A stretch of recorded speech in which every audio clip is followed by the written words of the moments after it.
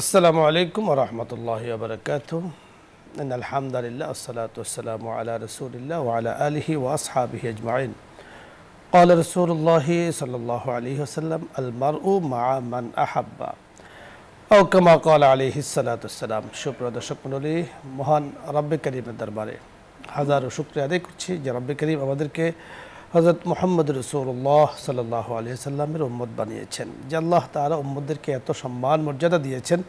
পবিত্র কোরআনে হাকিমে সূরাতুল বাকারায় আল্লাহ তাআলা বলেছেন যে আমাদেরকে আল্লাহ তাআলা উম্মতে মুহাম্মদীকে উম্মাতান ওয়াসাতান লিতাকুনু শুহাদা আলান নাস, অন্যান্য নবীরা দ্বীনের কাজ করেছেন, তার জন্য সাক্ষ্য হিসাবে প্রেরণ করবেন উম্মতে মুহাম্মদীকে। মুফাসসিরিনে কেরাম এ সম্পর্কে অনেক আলোচনা পর্যালোচনা করেছেন। নবী সাল্লাল্লাহু আলাইহি সাল্লামকে মুহাব্বতে যে প্রতিদান অনেক অনেক বেশি। হযরত সাহাবায়ে কেরাম রিদওয়ানুল্লাহি আলাইহিম আজমাইন রাসূলের কাছে গিয়ে বলেছেন, ইয়া রাসূলুল্লাহ, আপনাকে মুহাব্বত করি, প্রতিদান কি? প্রতিদান জান্নাত। আজকে বিষয়ে কথা বলবেন বিশিষ্ট ইসলামী চিন্তাবিদ, মিডিয়া আলোচক, শিক্ষাবিদ মুফতি মাসুম আহমদ, পরিচালক শামসুল উলুম মাহমুদিয়া মাদ্রাসা ঢাকা। সাথে আছি আমজাদ হোসেন হেলালি। আসসালামু আলাইকুম। ওয়ালাইকুম আসসালাম ওয়া রাহমাতুল্লাহ। কেমন আছেন আপনি? আলহামদুলিল্লাহ। আজকে আপনার কাছে আমরা নবীজি সাল্লাল্লাহু আলাইহি সাল্লামকে মুহাব্বতের যে প্রতিদান এ সম্পর্কে আলোচনা শুনবো, কারণ রবিউল আউয়াল মাস চলছে, আমরা সকলেই চাই আশিক রাসূল হতে। এ সম্পর্কে আপনার কাছে শুনবো। ইন্নাল হামদুলিল্লাহ ওয়াসসালাতু ওয়াসসালামু আলা রাসূলিল্লাহ। قال رسول الله صلى الله عليه وسلم من أحب سنتي فقد أحبني ومن أحبني كان معي في الجنة أو كما قال عليه الصلاة والسلام। হযরত রাসূল আকরাম সাল্লাল্লাহু আলাইহি ওয়াসাল্লামের দুনিয়াতে আগমন এবং তিরোধানের এই মাসে একটি চমৎকার বিষয় আজকে চয়ন করা হয়েছে আলোচনার জন্য। আসলে আল্লাহ রাব্বুল আলামিন যে আমাদেরকে সৃষ্টি করেছেন এবং সৃষ্টি করার পরে আমাদেরকে এই জগতে পাঠিয়েছেন এবং আমাদের চূড়ান্ত একটা জীবন আছে, পরকালীন জীবন, যেটাকে আমরা বলি আখেরা। সেখানে আমাদেরকে ফিরে যেতে হবে। এইখানে আমরা যা কিছু করব, ভালো বা মন্দ, এর ফলাফল বা পরিণাম আমাদেরকে সেইখানে দেওয়া হবে। তো দুনিয়াতে আমরা কিভাবে চললে আমরা ভালো করতে পারি, অর্থাৎ আমাদের চিরস্থায়ী অনন্তকালীন যে জীবন আছে পরকালে, সেই জীবনে আমরা কীভাবে ভালো থাকতে পারি, তার গাইডলাইন হিসেবে আল্লাহ রাব্বুল আলামিন যুগে যুগে যেমন কিতাব পাঠিয়েছেন, সাথে সাথে সে কিতাব প্র্যাকটিক্যালি বাস্তব ক্ষেত্রে প্রয়োগ কিভাবে হবে সেটা বুঝিয়ে দেওয়ার জন্য সাথে আম্বিয়া ইকরাম অর্থাৎ নবীগণকেও পাঠিয়েছেন। তারই সর্বশেষ এবং সর্বশ্রেষ্ঠ নবী হযরত মুহাম্মদুর রাসূলুল্লাহ সাল্লাল্লাহু আলাইহি ওয়াসাল্লাম। এই উম্মতের জন্য কিয়ামত পর্যন্তের জন্য তিনি সর্বশেষ নবী এবং সর্বশ্রেষ্ঠ নবী। তো তিনি তার জীবন আদর্শের মাধ্যমে এই উম্মতকে দেখিয়ে দিয়েছেন যে কিভাবে জীবনযাপন করলে আল্লাহর সন্তুষ্টি অর্জন করা যায়। তো এইভাবে উম্মতকে দুনিয়া এবং আখিরাত, ইহলৌকিক বা পারলৌকিক সব ক্ষেত্রে কিভাবে আমরা সফলকাম হতে পারি, একটা সাকসেস হতে পারি, একটা সুন্দর জীবন আমরা পেতে পারি, সেই সব কিছু তিনি দেখিয়ে দিয়েছেন। যে কারণে হাদিস শরীফের মধ্যে আসছে যে মানুষ যতক্ষণ পর্যন্ত তার পিতা মাতা সন্তান সন্ততি সম্পদ ইত্যাদির চাইতে আল্লাহর রাসূল সাল্লাল্লাহু তাআলা আলাইহি ওয়াসাল্লামকে বেশি মহব্বত না করবে, বেশি ভালো না বাসবে, ততক্ষণ পর্যন্ত সে পরিপূর্ণ ঈমানদার সে হতে পারবে না। কারণ কি? এটার মূল কারণ হলো যে আল্লাহর রাসূল আমাদের প্রতি যে ইহসান করেছেন, আমাদের প্রতি যে দয়া তিনি দেখিয়েছেন, আমাদেরকে যে আলোর দিশা তিনি দিয়েছেন, এর চাইতে উপকারী আর কেউ হতে পারে না।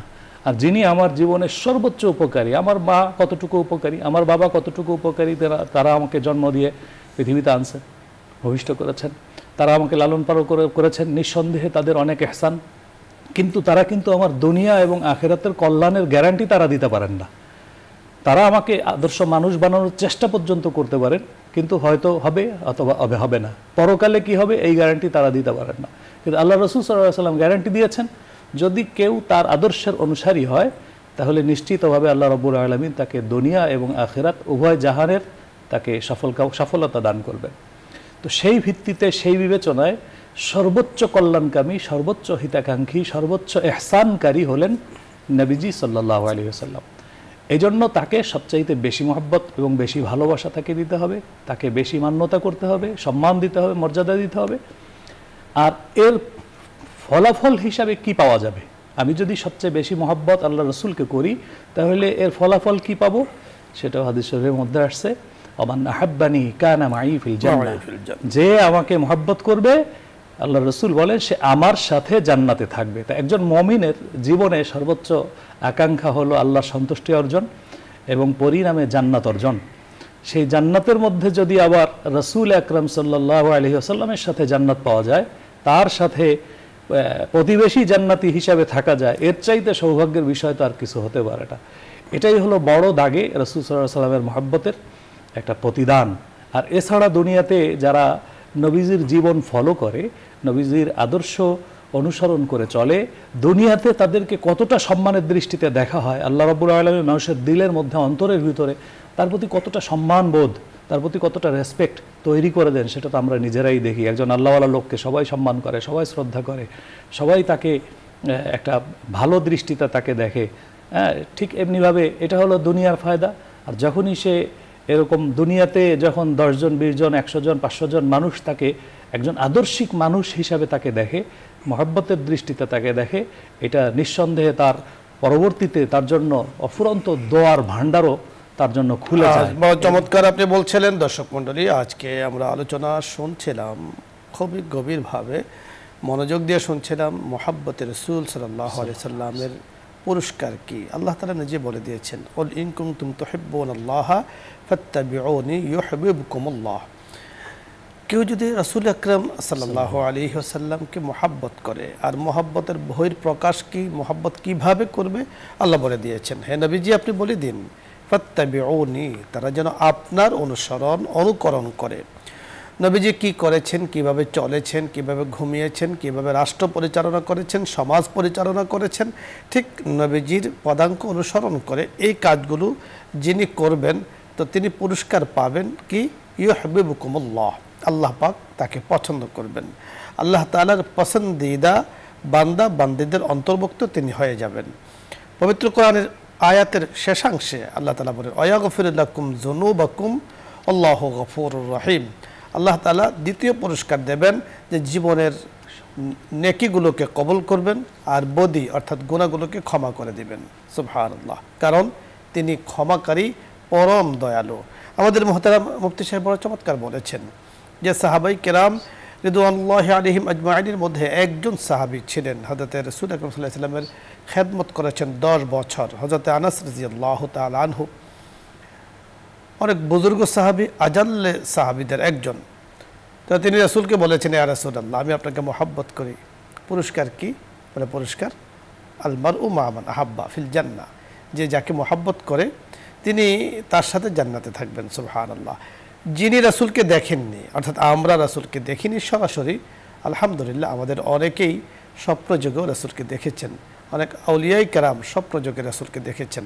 রাসূলকে স্বপ্নযোগে দেখা বাস্তব রাসূলকে দেখার একবার সমান বিষয়।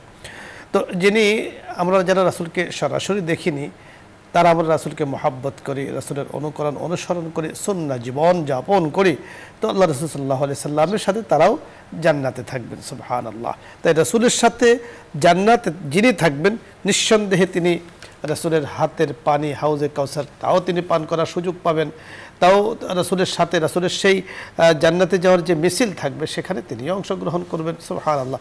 অনেক বড় পুরস্কার, অনেক বড় প্রতিদান মুহাব্বতে রাসূল, ইশকে রাসূলের। আল্লাহ পাক আমাদেরকে সে পুরস্কার দান করুন, পাওয়ার তৌফিক দান করুন, পাওয়ার মতো উপযুক্ততা অর্জন করতে পারি আল্লাহ তাআলা আমাদেরকে সেই কথাগুলো সে বোঝার তৌফিক দান করুন, আমল করার তৌফিক দান করুন। আলোচ্য বিষয় নিয়ে আপনাদের যদি কোনো প্রশ্ন থাকে অথবা ইসলামের কোনো মাসলা মাসাইল জানার থাকে আপনি প্রশ্ন করুন, আমরা সাধ্য অনুযায়ী কথা বলার চেষ্টা করব। প্রথমে যিনি আছেন, আসসালামু আলাইকুম ওয়া রাহমাতুল্লাহ। দর্শক নাম বলে পরিচয় দিয়ে প্রশ্ন করুন। ওয়ালাইকুম সালাম ওয়া রাহমাতুল্লাহি ওয়া বারাকাতুহু। হুজুর আমি ধরমপাড়া সংগঠন থেকে ইনুদ বলছিলাম। জি বলুন। হুজুর, যে আমরা জানি ঈদ দুইটা, হ্যাঁ, কিন্তু প্রতি বছরই রবিউল মাস আসলে ওই 12 তারিখ কিছু সংখ্যক লোক এই আপনার ডাল পিটাইয়া আপনার এই ঈদে মিলাদুন্নবী পালন করে। প্রশ্ন হলো যে সাহাবী কেরাম তাবিঈনরা এই ধরনের কি ঈদে মিলাদুন্নবী পালন করতেন? দ্বিতীয় ঈদে আবার কই থেকে আসে? জি, আমরা বুঝতে পেরেছি, আপনি শুনতে থাকুন। চমৎকার একটি প্রশ্ন যে আপনি যেটা জানেন যে ঈদ দুইটা, এটাই সঠিক। এবং ইসলামে ঈদ দুটোই, এর চেয়ে বেশি কোনো ঈদ নাই। রবিউল আউয়াল মাস আসলে রাসূল আকরাম সাল্লাল্লাহু আলাইহি সাল্লামের দুনিয়াতে যেমন আগমন, আবার এই মাসেই তার তিরোধান। এটা যেমন আনন্দের সাথে সাথে তার চেয়ে বেশি বেদনাদায়কও বটে। যদি কিছু পালন করতে হয় তাহলে এভাবেই দেখতে হবে যে এই মাসে তিনি দুনিয়াতে যেমন এসেছিলেন, আবার দুনিয়াতে থেকে এই মাসে বিদায়ও নিয়েছেন। কিন্তু এটাকে কেন্দ্র করে বিশেষ কোনো আয়োজন অনুষ্ঠান করা, সেটা ঈদে মিলাদুন্নবী বা ইত্যাদি ইত্যাদি এরকম ঢাকঢোল পিটিয়ে বা কোনো ধরনের আনন্দ উৎসবের এই আয়োজন, এটা যারা আমাদের অনুসারী, অর্থাৎ আপনি যেটা বলতে চাচ্ছেন পূর্বসূরি যারা ছিলেন এমনটি করেন। আপনি যেটা বলতে চাচ্ছেন যে মানে এটাকে একটা রসম বানিয়ে নেওয়া, একটা রসম বানিয়ে নেওয়া, এটা আসলে উচিত নয়। তবে মিলাদুন্নবী রাসূল সাল্লাল্লাহু আলাইহি সাল্লামের জন্ম বৃত্তান্তের আলোচনা করা, সেখান থেকে কিছু অর্জন করা, শিক্ষা নেওয়া, এটা তো আসলে নিঃসন্দেহে আমি বলবো যে প্রশংসনীয়। রাসূলের জীবনী নিয়ে আলোচনা করা, বরকতময় জন্মের আগের পরের যে বিষয়গুলো নিয়ে আলোচনা করা, এবং জন্মের আগের যে বিষয়গুলো সেগুলো নিয়ে আলোচনা করা, আলোচনা মজলিস সেখানে হওয়া, এবং সুন্নতের তারগিব তারহিব দেয়া, সুন্নত অনুযায়ী চলার প্রতি মানুষকে উদ্বুদ্ধ করা, আকর্ষণ তৈরি করা, এবং এই যে মুহাব্বতে রাসূল আজকে আমরা যেটা আলোচনা শুরু করেছি, এটা তো নিঃসন্দেহে প্রশংসনীয়, ভালো সব প্রশংসনীয়। সাহাবায়ে কেরাম তা কিন্তু করেছেন, কিন্তু এটাকে কোনো বিশেষ নাম দিয়ে এই ধরনের সাহাবায়ে কেরামের জমানাতে যেটা ছিল না, তাবেঈন যেটা করেননি, আইমে মুজতাহিদিন যেটা করেননি, যেটাকে শরীয়তের রূপ ধারণ করা, এটা আসলে যেটা শরীয়ত নয়, শরীয়তের রূপ ধারণ করা এগুলো কিন্তু উচিত নয়। এগুলোকে বলা হয়েছে বেদাত, কুল্লু বিদআতিন দালালাহ, সকল বেদাতই গুমরাহের অন্তর্ভুক্ত। পরে দর্শক, আসসালামু আলাইকুম ওয়া রাহমাতুল্লাহ।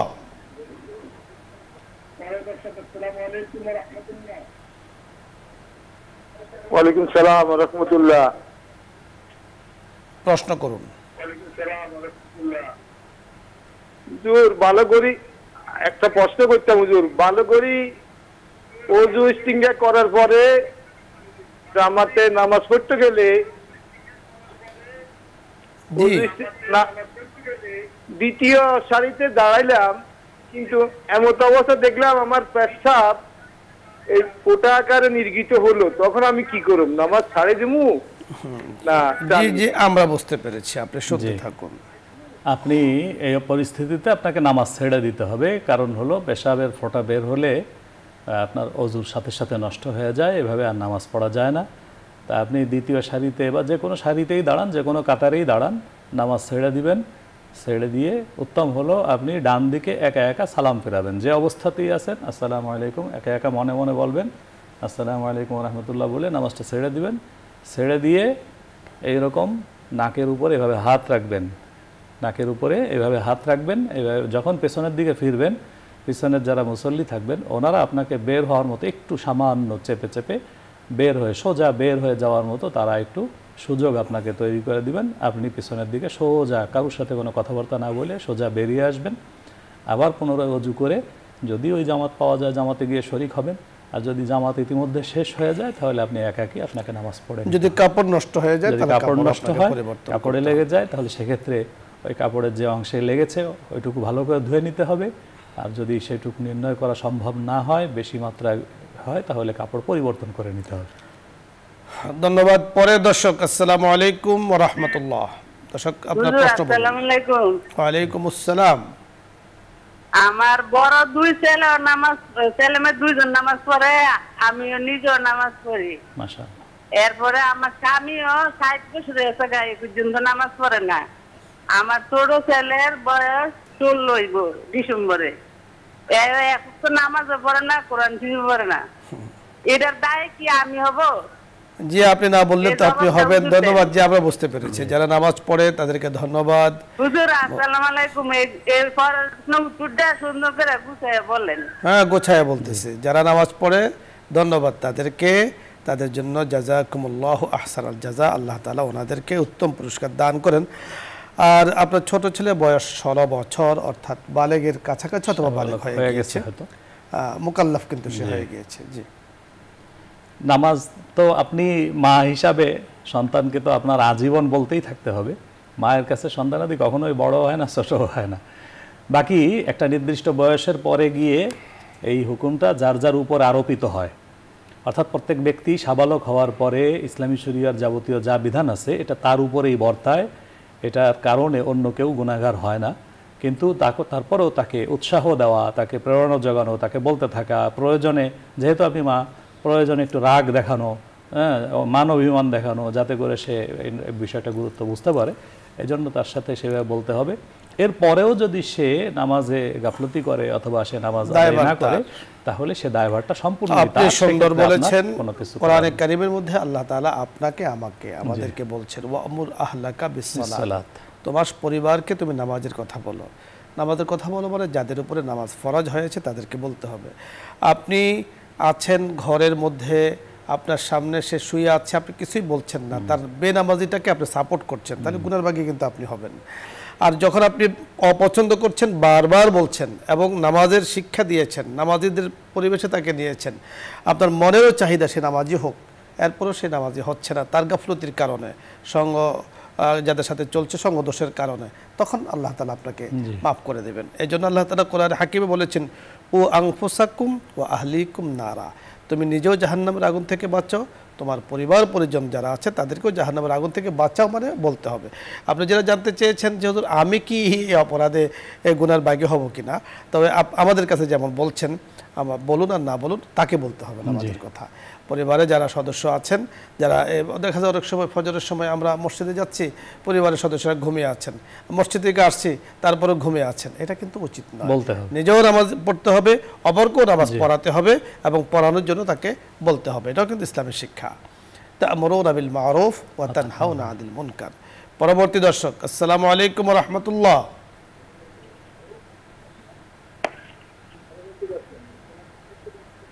ওয়া আলাইকুম আসসালাম। আপনি প্রশ্ন করুন। হুজুর, জি, সূরা বাকারার এই যে 184 নম্বর আয়াতটা একটু ব্যাখ্যা করা যায়?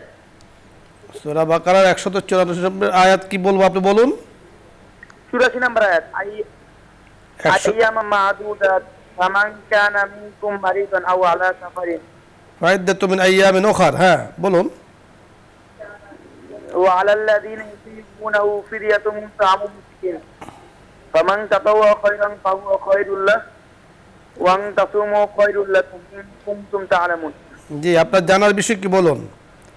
আইয়ামান মা'দুদাত ফামান কানা মিনকুম মারিদান আও আলা সাফারিন ফাইদ্দাতুম মিন আইয়ামিন উখর ওয়া আলাল্লাযিনা ইউতিকুনাহু ফিদিয়াতুন। জি বলুন। হুজুর, এখানে যে সফরে গেলে রোজা রাখা লাগবে না, রোজার না সমস্যা রাখা যাবে না, এটা কি ছোট সফর নাকি বড় সফর? জি, যাকে সফর বলা হয়, ছোট মানে যেখানে যে সফরে একটাই সফর, ছোট সফর বলতে কোনো সফর না। আপনি শুনতে থাকুন, আমরা বলে দিচ্ছি আপনাকে কোরআনে কারিমের এই আয়াতের ব্যাখ্যা, বুঝতে পেরেছেন? জি জি জি। উনি ছোট সফর তো আসলে কোনো সফর নাই, কমপক্ষে 48 মাইল, আর বর্তমান হিসাবে কিলোমিটারের হিসাবে এটা 78 কিলোমিটার হয়, 78 কিলোমিটার সামথিং। এই পরিমাণ সফর যদি কেউ করে যায় তাহলে সে সফররত অবস্থাতে এবং যেখানে যে পৌঁছলে সেইখানে যদি এক নাগাড়ে 15 দিন বা তার চাইতে বেশি থাকার ইচ্ছা তার না থাকে তাহলে সে মুসাফির গণ্য হবে। এর চেয়ে কম সফরে কোনো মুসাফির হিসাবে সে মূলত গণ্য হয় না, শরঈ কোনো বিশেষ বিধান তার উপর আরোপিত হয় না, সেটাকে সফর বলে না। সফর ওটাকে বলে, যদি সে থাকে তাহলে সে সেই অবস্থাতে রোজা সে না রাখতে চাইলে নাও রাখতে পারবে, সেক্ষেত্রে তাকে যখন সে সুবিধা মতো ফিরে আসবে সেই সময় সে রোজাগুলি কাজা করবে। এছাড়াও আয়াতের আরো অনেক ব্যাখ্যা বিশ্লেষণ আছে, খুব সংক্ষিপ্তভাবে শাইখে বলেছেন। পরে দর্শক, আসসালামু আলাইকুম ওয়া রাহমাতুল্লাহ।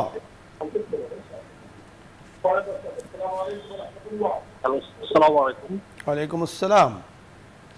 আমার প্রশ্নটা হচ্ছে যে বিয়ের বিধান তো মুসলিম সকল নর নারীর জন্য প্রযোজ্য।